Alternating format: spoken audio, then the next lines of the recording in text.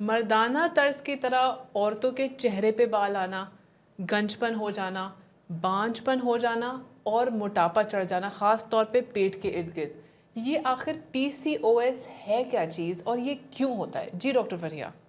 जी, आपने बहुत अच्छा टॉपिक स्टार्ट किया है डॉक्टर नाज़िश।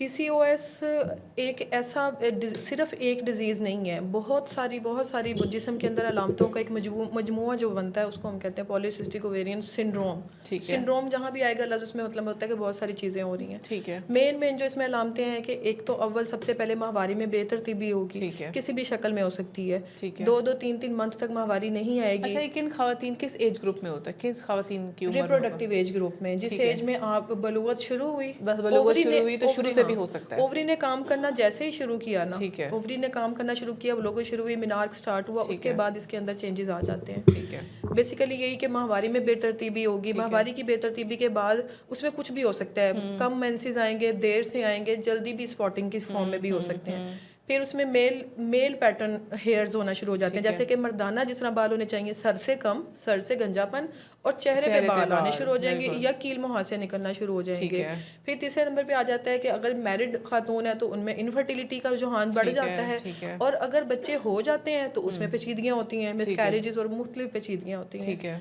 तो अगर एक तो इसमें हम ये सोचें कि ये हो क्यों रहा है, रीजंस में ना इसमें 70% जो मतलब 30% तो ऐसे इसमें केसेस हैं जिनका रीज़न नहीं पता होता, कोई आइडेंटिफाई नहीं है। जैसे मेडिकल के टर्म में वर्ड यूज़ होता है इडियोपैथिक, उसका कोई रीज़न नहीं हमें पता है। 70% में reason most of the time मोटापा होता है, ट्रिगर जो इसका है। बॉडी के ऊपर फैट आई, पेट के पर्टिकुलरली हिस्से के ऊपर जहाँ पे ये अज़ाए मखसूसा पड़े हैं उनके ऊपर जो चर्बी आएगी, उस चर्बी के साथ ऐसे हार्मोन्स में तब्दीली आती है, क्योंकि चर्बी के अंदर ना रूटीन के अंदर भी जिनके जिस्म में चर्बी ज्यादा है, ये सबको पता है, उनमें शुगर के चांसेस बढ़ जाते हैं। शुगर क्योंकि ब्लड में शुगर ज्यादा होती है, इंसुलिन नेचुरली बढ़ता है कि शुगर को कम करने के लिए इंसुलिन बढ़ता जाता है। एक टाइम आता है कि वो इंसुलिन जिस्म पे असर ही नहीं करता, इंसुलिन की रेजिस्टेंस हो जाती है। वो इंसुलिन की रेजिस्टेंस ओवरीज पे भी असर करती है, अंडेदानी पे, ठीक है, जिसकी वजह से जो ओवरी ने हार्मोन बनाने थे ना, फीमेल हार्मोन, वो कम हो जाते हैं। वो उल्टा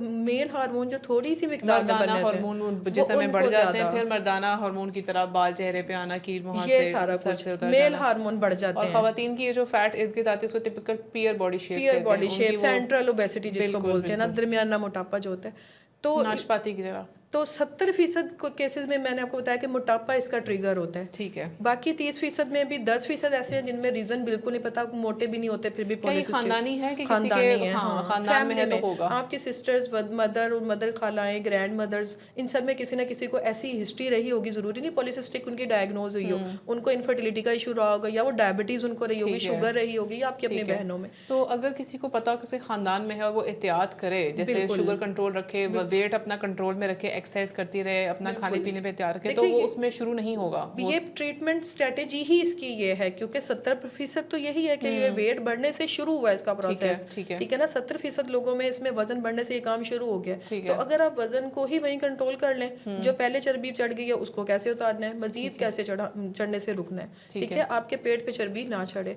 तो जाहिर है जो पहले चढ़ गई है उसके लिए बहुत लंबी चौड़ी एफर्ट हमें करनी होगी, ठीक है ना। हमने मैकेनिज्म बता दिया कि मेन ट्रिगर क्या है। अब हमने हार्मोन डायरेक्ट तो नहीं बाहर से खुद लेने शुरू कर देने, हमने पहले कोई कहते हैं कि कुएं में से कुत्ते को निकालेंगे तो पानी साफ होगा, अगर नीचे कोई जमीन पे प्रॉपर उसको ट्रीट करेंगे तो फिर ट्रीट करेंगे। अब इसको तशखीस कैसे करते हैं? तशखीस के लिए हमने वही हार्मोन्स चेक करने हैं, एस्ट्रोजन का लेवल, हार्मोन का लेवल चेक किया, आप गायनेकोलॉजिस्ट के पास जाएंगे, वो आपको टेस्ट लिख के देंगे, फीमेल हार्मोन कराएंगे, एस्ट्रोजन, एफएसएच, सारा डिस्टर्ब पैटर्न आएगा। मेल हार्मोन ज्यादा आने शुरू हो जाएंगे जो कम मिकदार में आने चाहिए थे, फीमेल हार्मोन कम हो जाएंगे, रेशोज रिवर्स हो जाएंगी, एफएसएच एलएच की रिवर्स हो जाएगी। बिल्कुल, अल्ट्रासाउंड में भी टिपिकल छोटी छोटी थैलियां अंडादानी में बन जाती हैं। देखिए मेंसेस भी इसीलिए डिस्टर्ब होते हैं, ईस्ट्रोजन की खास मिकदार होगी तो अंडा खास साइज पे पहुंचेगा, फिर रप्चर होगा, फिर ओव्यूलेशन होगी तो मेंसेस आएंगे, ठीक है ना। ये प्रोसेस होता है तो माहवारी शुरू होती है, अदरवाइज आपको माहवारी लेट होती चली जाएगी अगर अंडा रिलीज नहीं होगा। अंडा रिलीज क्यों नहीं होता? ईस्ट्रोजन ने जो खास पीक बननी थी वो आई नहीं, उसकी जगह इस टेस्टोस्टेरोन ज्यादा हो गया, ठीक है ना।